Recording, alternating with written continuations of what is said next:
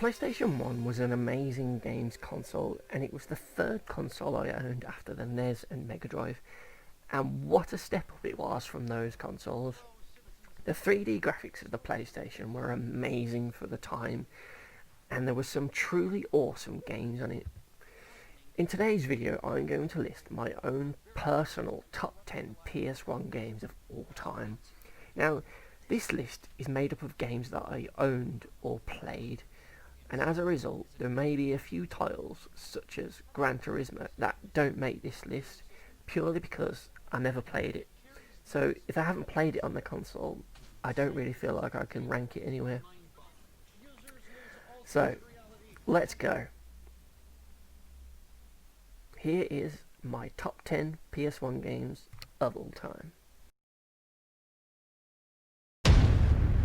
Number 10. Micro Machines V3.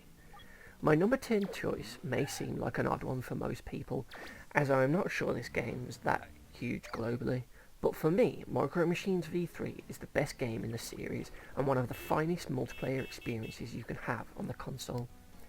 The game is a top-down racer where you race to push your opponents off the bottom of the screen in order to win points by driving faster than them and using a variety of weapons the game leaves lying around on the tracks to either blow up or push the cars off the track.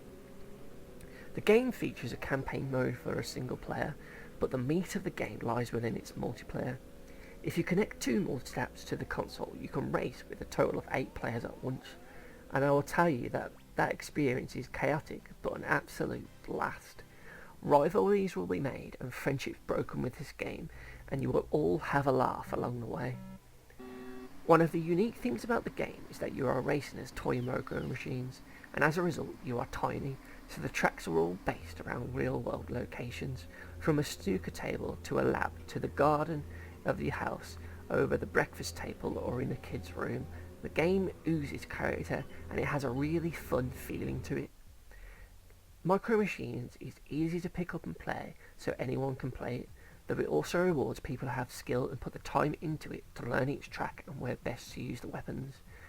Micro Machines V3 is the second best racing game on the PS1 for me, and my number 10 choice. Number 9. Medal of Honor. Number 9 is Medal of Honor, the first-person World War II shooter that started it all and paved the way for Call of Duty and Battlefield. Without this genre-defining game, first-person shooters on console, at least, may not be as popular as they are today. While in the later years the quality of this series diminished, you can't deny the quality of this first title. This game is a AAA game, and you can see there was real love and care put into it, from the World War II history clips to the music, weapons, and graphics and gameplay. It all feels top notch. You play as Lieutenant Jimmy Patterson as you go through various key events of the Second World War, and it plays like a traditional FPS. However, compared to modern titles, playing it today does feel dated, as it is sorely missing the right analog stick, but it is still fun to play once you get used to the clunky controls. Shooting soldiers in the head and seeing their helmets fly off is always awesome, and hearing the enemies shout and hunt you down is very tense. The game has many big spectacle moments, as well as some slightly more subtle and quieter moments, so it always mixes things up. Oh, and there is also a multiplayer mode with some crazy ass cheat codes for the game. All of this makes Medal of Honor a great package, and my number 9 choice. Number 8. Tenchu. My love for the Tenchu series started with number 2, as it was the first one I played, which was quite handy actually, as it was a prequel to the first game. It tells the origin story of the Azuma Ninja Clan and how Rikimaru and Ayame first started out, a pioneer in the stealth genre along with Metal Gear Solid, and the sequel improves a number of things over the original. The graphics have improved, the levels are more varied, and there's a third playable character. Oh, and the grapple hook is still just as awesome as ever. Running along the rooftops of a Japanese village and silently jumping down, sword first, onto an enemy guard never gets old. The stealth in this title is really fun, and if you do mess up, you can always fight your way out. You have a key meter in the corner of the screen which will change to display nearby enemies and their alert state.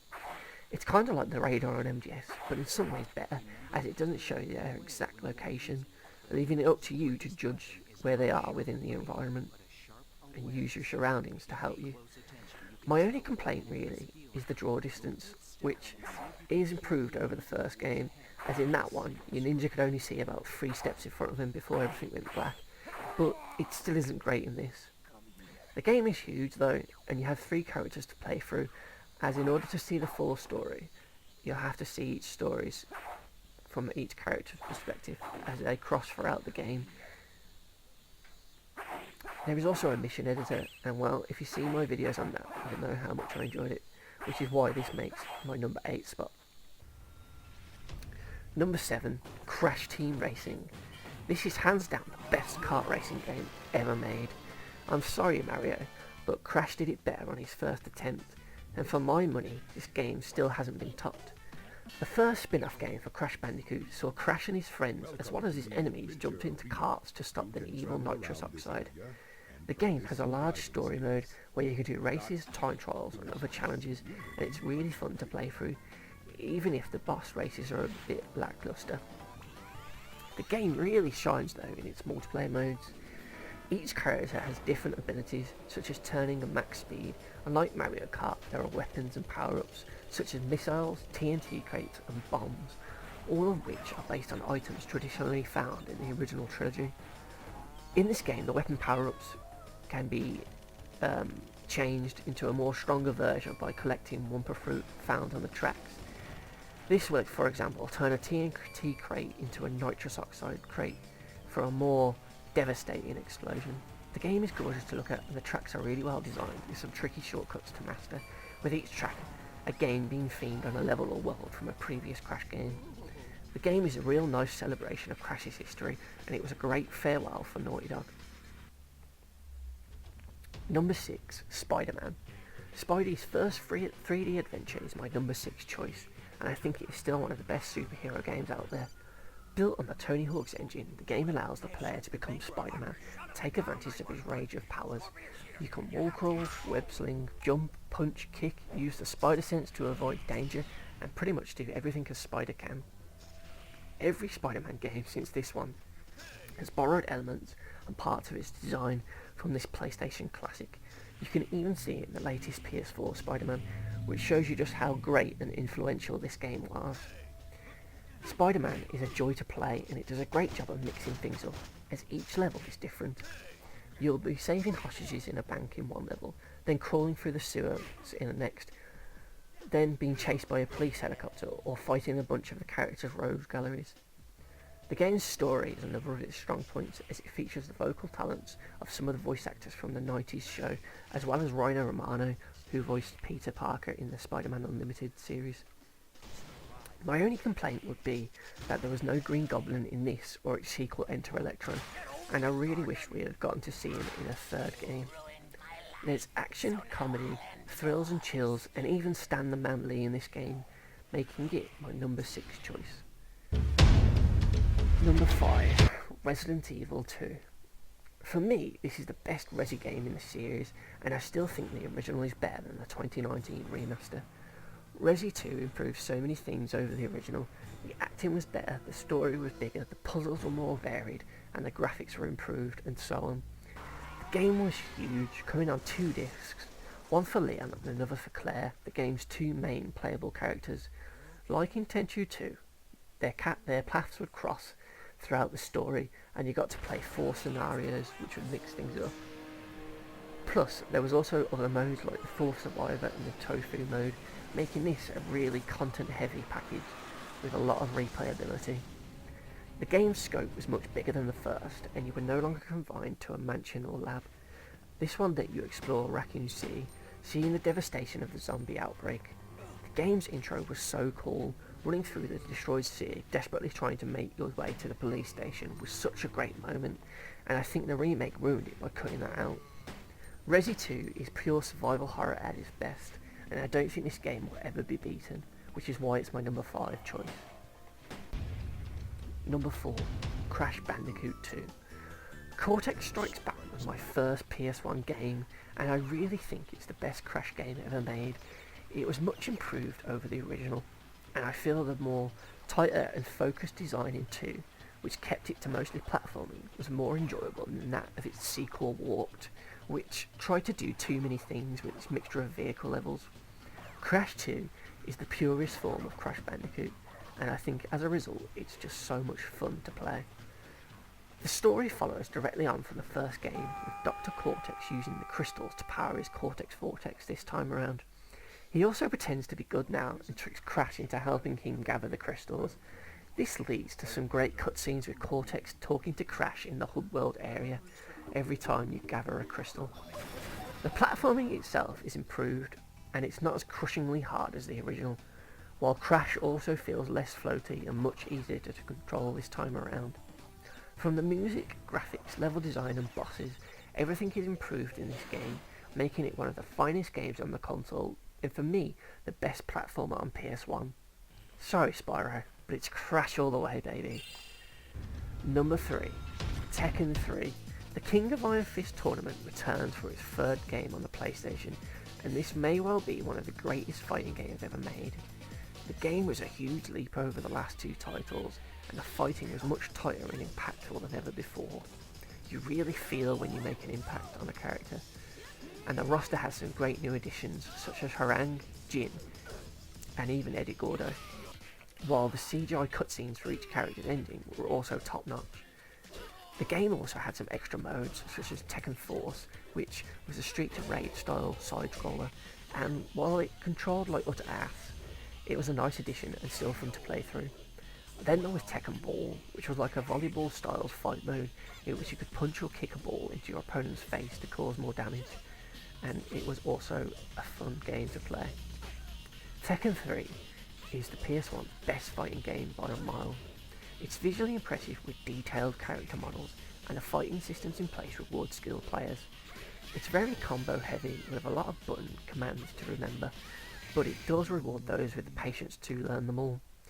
You can grab, juggle, counter moves, as well as sidestep and roll to avoid danger, and for me it's the best fighting game series of all time, and 3 is one of the best in the series.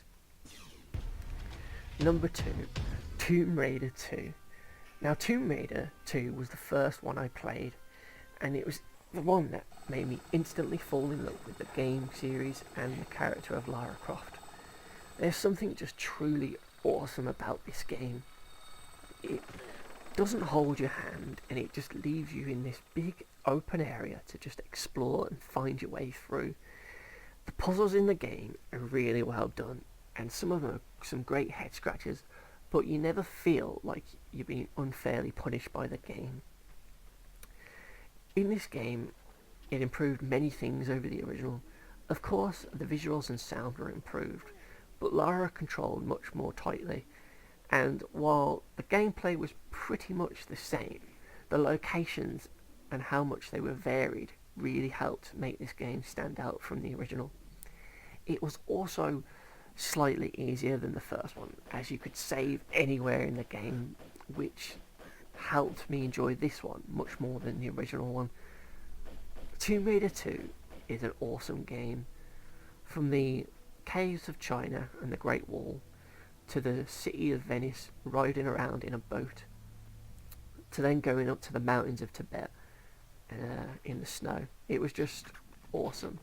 What a game. And who can remember the awesome ending where you're back in the mansion and it gets invaded by Bartoli's men, and you have to defend it with a shotgun while in your 90. What a game. What a series. Which is why that is my number 2. Number 1. Number 1, Metal Gear Solid. For me, there could only ever have been one game to top my list, and it was Metal Gear Solid. It is such a groundbreaking game, and I feel like it really pushes the PS1 to its limits. The game was one of the first truly cinematic games that I'd played, and it really did feel like you were playing out an action movie on your console. The story centres on Solid Snake as he infiltrates an Alaskan compound in order to free some hostages and stop a terrorist group called Foxhound from unleashing a nuclear strike via a giant Metal Gear Rex robot. Now, the story is way more complicated than that, but you really do invest in it, and the characters themselves are really well developed, and each of the villains is really fun to watch.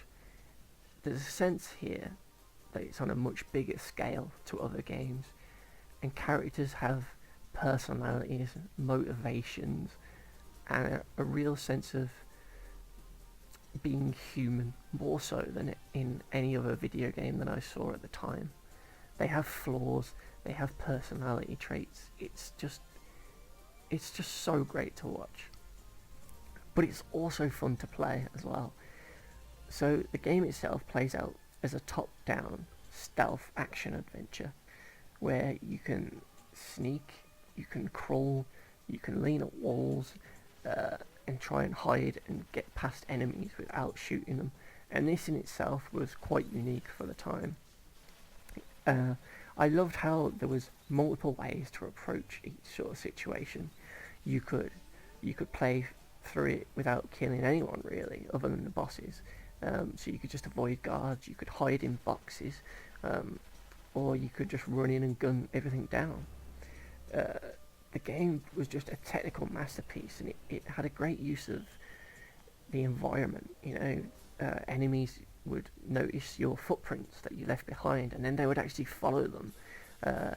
If you made a sound, such as tapping up against a wall or running over a puddle or on a metal grate, the enemies would hear it, and then they would go and investigate where that sound came from. It was truly awesome. And if an enemy did see you, they would call in backup, and then more enemies would come into that area. It was great. There's so many cool moments in that game. It's hard to list them all, but there was great boss battles. Who can forget the Psycho Mantis fight where you had to plug the controller into port 2 in order to beat him, otherwise he would just read your mind. The bit with Mantis as well where he reads your memory card and he tells you all of the games you've been playing. It's just such really cool out of the box thinking there. There's also other great bits, the Hindy fight, rappelling down the building, shooting your way up the comms tower, freezing and burning the key to make it into the 3 different keys, the big Rex battle, the fight with Liquid on top of Rex, the Jeep chase at the end. It was fantastic. And there was a lot of replay value there. Like I said, you could play it through in different styles. Yeah, you could also unlock a bandana for infinite ammo, a stealth camouflage suit so you could go invisible and just really have some fun with that. And you also got a tuxedo as well. So there was a lot there for this game, and it was such a groundbreaking title. And it probably still is the greatest Metal Gear Solid game ever made. I think a close second would be Snake Eater. Yeah, it's just amazing. And if you haven't played it, seriously, go out, buy yourself a PS1 or buy a classic and just play this game, because it is absolutely brilliant. And that is why my number one choice for the best PlayStation game of all time is Metal Gear Solid.